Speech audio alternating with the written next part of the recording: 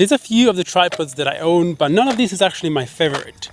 My new favorite tripod, it's the new Enquiries landscape tripod. This tripod is carbon fiber. It's heavy, but it's also light at the same time. It's super stable, and I cannot wait to try this out, so let's put it to the test.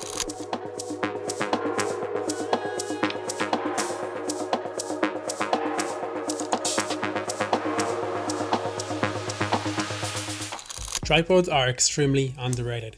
I don't understand why, but so many people own tripod, and in this day and age, on the 6-second fast-paced real TikTok world, how do we incorporate a tripod shot in a video? Honestly, I own so many tripods. I have a big one that I'm using right now. I have a light one.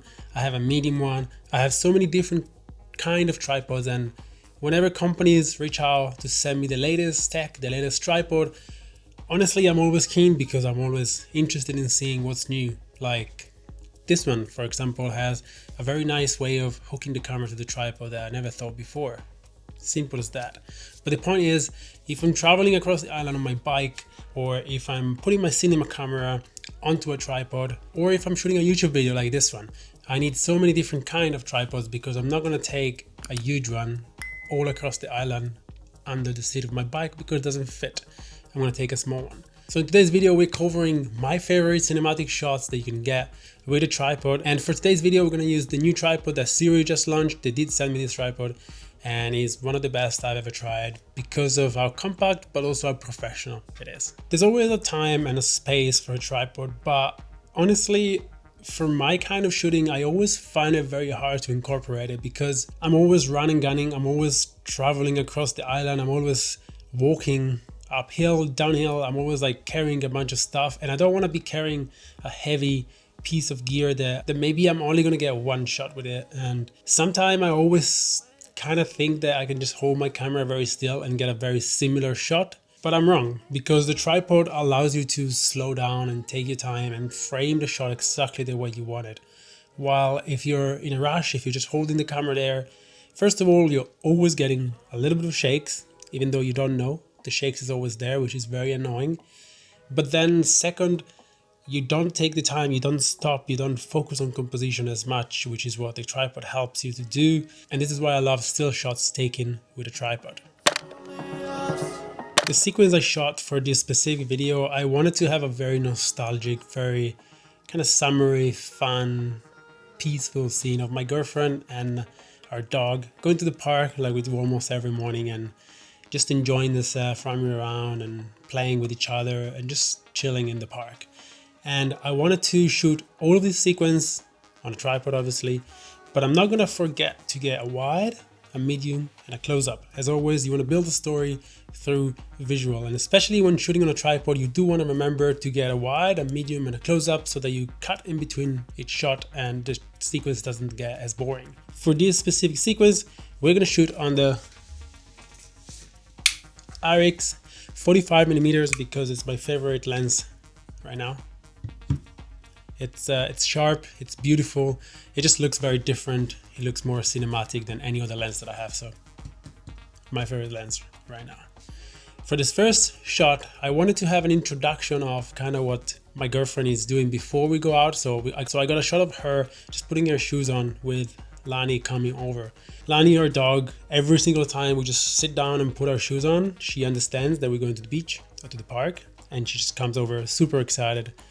But I wanted to get a bit of a different angle for this specific shot, so I kind of strapped the tripod to my waist using a belt, and then I let the tripod kind of fall forward to get a nice top-down shot. I think it turned out pretty well, actually. I tried to stay as still as I can, and I think it worked out pretty well. Could I've got this shot without a tripod, without a belt, just holding my camera there? Maybe, but I just wanted to get the camera a bit higher and just overcomplicate things sometimes. But I think it was a cool shot, and that's why I used it.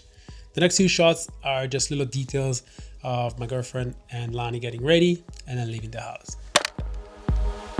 Remember that because your camera is on a tripod, you gotta focus on composition and you gotta focus on movement and motion and what's happening in your shot.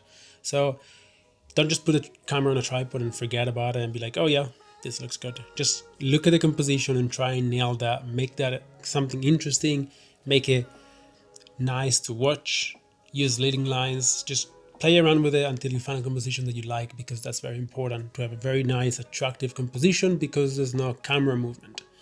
And then the second thing is motion, because you want something to happen in your shot. If you just have a still shot and nothing is happening, why would you even watch that? So remember to have motion and composition, which is very, very important when using a tripod for getting cinematic shots.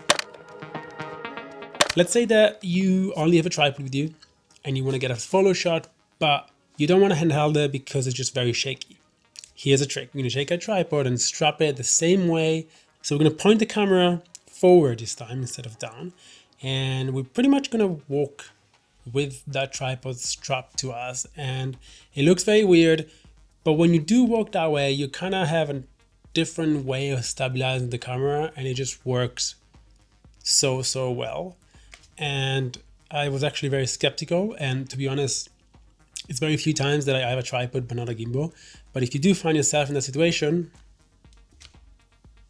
why not? Now with that said, what you can also do is take the tripod and face the camera towards yourself, and now you have a POV of yourself. And you can do this with a subject. So I did this with Mel. I strapped the tripod to her, I got Lani on her, and I kind of got her to like walk around and kind of like, you know, turn. And you can even do this like very cool slow shutter effect that's gone viral quite a lot, to be honest, on Instagram. But this is what it looks like, and it's just something that you can do with a belt and a tripod and no extra gear. So it doesn't look as perfect as with a proper rig, but I think it looks all right. And these are just some ideas that you can use with any tripod. But if you do want to check out this Zero tripod that just came out, have a look down below. It's a beautiful piece of gear. It's carbon fiber, it's lightweight. It's big enough to support a professional cinema camera, but also a mirrorless camera or whatever you need it for.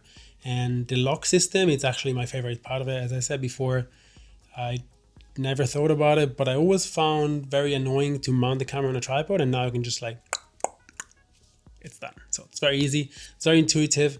And with that said, don't forget to get all of the other classic shots. Don't forget to get perfect, beautiful wide shots with the subject moving through the frame. There are so many different ways of using the tripod. The only thing you have to do is use it. It's simple as that. I know it's annoying to bring it around, but once you've figured out composition, once you figure out all of these things, a tripod really, really makes a difference, and it helps build a story and create a different feeling with your films. So that's it for this one. Hope you guys liked it. I think I built up kind of a cool story there, and I really liked it. And see you guys in the next video in a couple of days. Peace.